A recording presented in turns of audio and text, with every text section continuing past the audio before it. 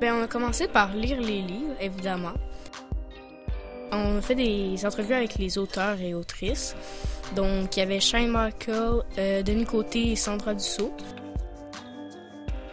Après ça, il y avait la délibération, évidemment. Et ça a été vraiment très mouvementé. Il faudrait d'abord établir les critères.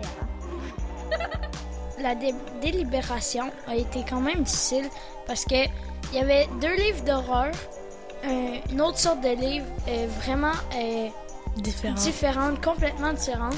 Écrire un livre d'horreur, il y a quand même beaucoup de défis. Puis moi, mettons, le soir, j'aime ça quand je lis quelques chapitres, mais que j'arrive plus à m'arrêter. Là.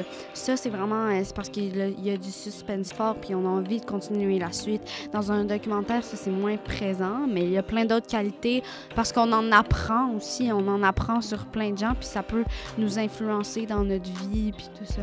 Le fait de mettre du suspense et des frissons, c'est ce qui est le plus important, puis qu'il faut qu'il soit le plus présent dans les livres d'horreur, mais c'est aussi ce qui est le plus difficile là, dans un livre documentaire ou qui n'est pas de fiction.